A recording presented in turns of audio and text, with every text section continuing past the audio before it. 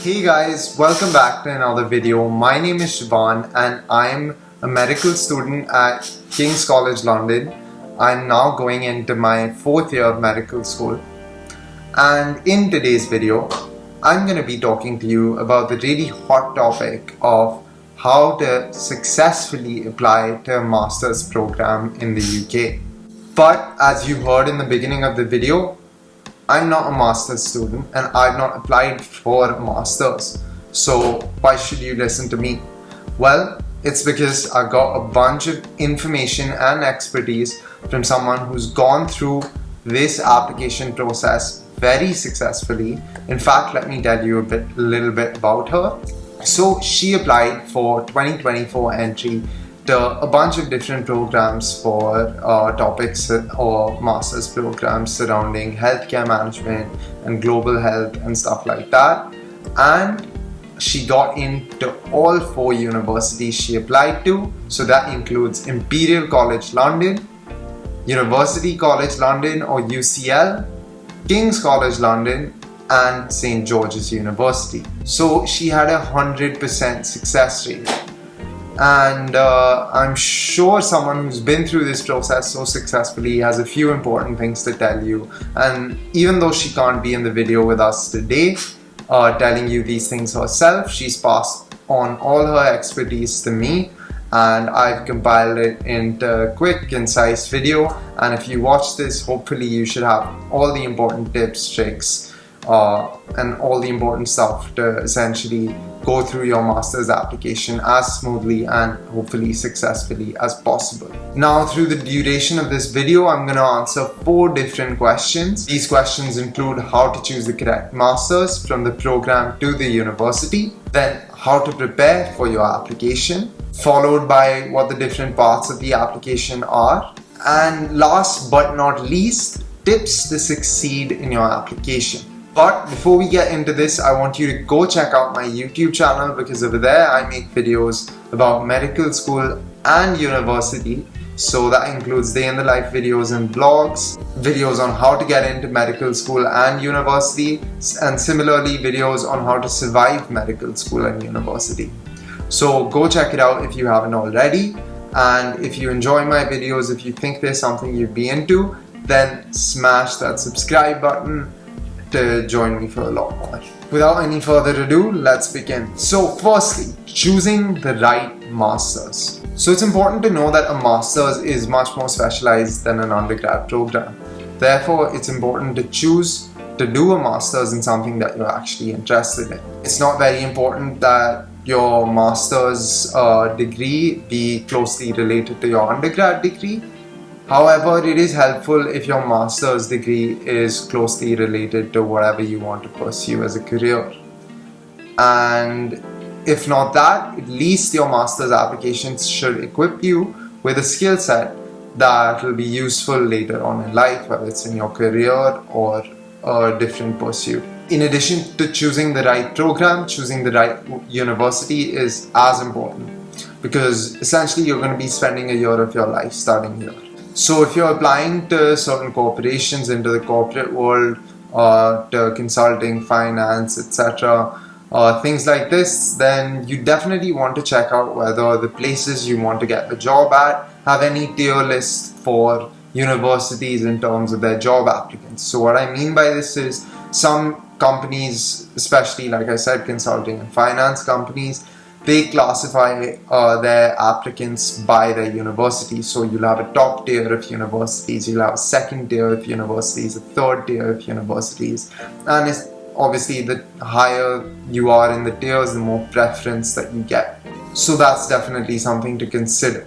Then also the people you are surrounded with throughout your masters are very important because not only will they impact your level of achievement, but they'll also affect your personality development in this whole year. In terms of recommendations from our expert, I have 2. So firstly, you want to read the program page on the university's website. You want to look up the accreditation.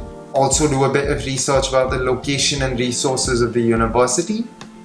And then after doing all this, when you're serious about a particular program and a particular university, then approach alumni at that university through LinkedIn or through obviously mutual friends, or however you know somebody who's been at that university or gone through that specific program, and consult them regarding how they found the program, whether it's useful, whether it's something you'd want to pursue.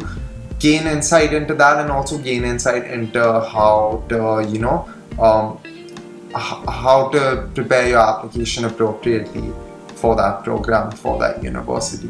That very easily segues us into our next segment, which is how to prepare for your master's application. So now this is a process that doesn't start a month or two before your application. It's something that should start at least a year or two before, and probably when you started university. So other than your grades, you're just prepping a few simple things. Now, grades are an obvious thing. You have to do well at university. Now, doing well means that you should be getting a 2-1 or upper second class honors at a minimum to be competitive for a good master's program. But other than these grades, you're looking at a few things that you're preparing for. So this includes a CV, personal statements, and interviews, which may or may not happen for you. And there are a few things that you want to do throughout your university years to prepare for these 3 different things. So firstly, work experience. This one's obvious, it's a given. Work experience is very important. So the work experience should definitely be in some sort of professional environment. But other than that, the important criteria would be that it's somewhat related to the field that you want to go into as a career or as a master's. Then you want to consume content related to your field of interest, your subject of interest. This could include, courses. It could include reading books relevant to to the course that you're applying to. It could include watching things related to the course that you're applying to, so like documentaries and stuff like that. So just consuming any sort of content related to that field. Involve yourself in some sort of creative work, so maybe writing related to, again, your field of interest, or just creating something, so just being creative. Social work or volunteering is another important aspect to show a certain aspect of your personality, to show that you're empathetic, altruistic, and you're looking to give back to society. And then showing up with at least one leadership or team-based role, so working with a society, a club, an organization throughout your time at university. These are the few things that are important. Now let's move on to the parts of the application. So I've already mentioned them, but initially you have your personal statement.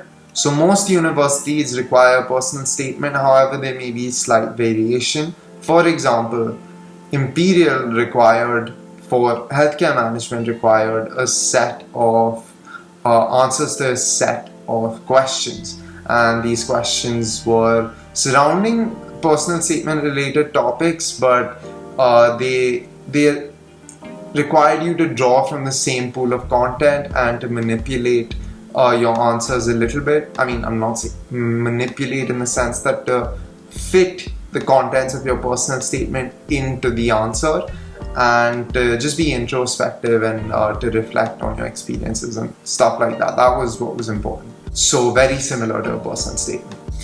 But prepare a personal statement, and you can make tiny variations to it depending on the university you're sending it to, if need be.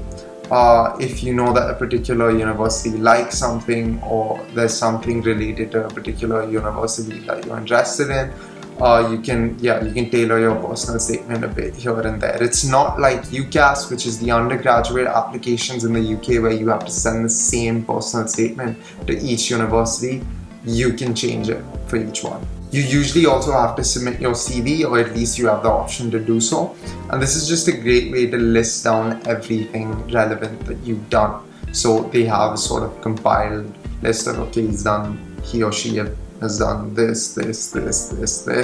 And then once you've listed that, they can go back to your personal statement to see what really sets you apart from everyone else. So don't focus on academics too much in these other parts of the application, and focus more on non-academic skills.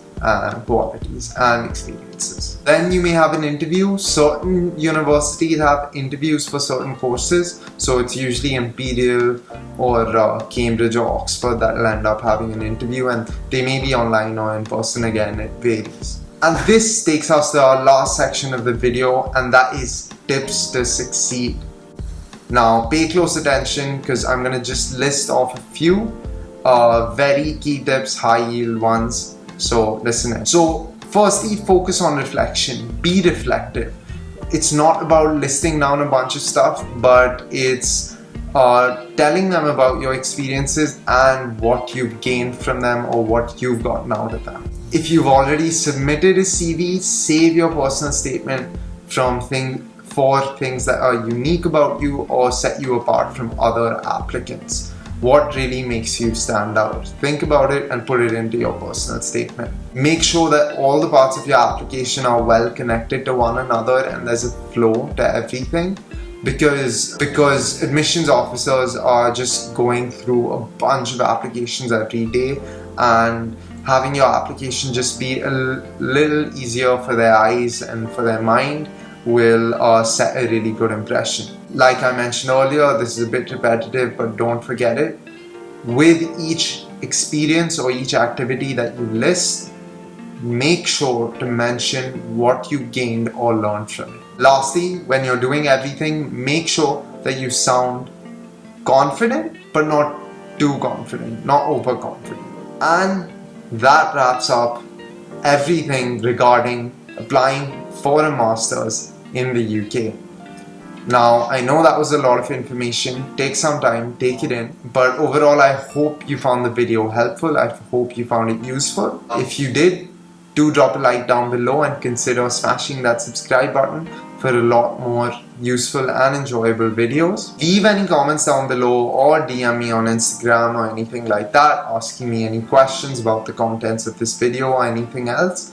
I may not be able to answer some questions about a master's application, but I will reach out to someone who can and I will get back to you. Other than that, share the video with your friends who are considering applying for a master's in the UK. Yeah, that's pretty much all I have to say. So yeah, I'll see you in the next video.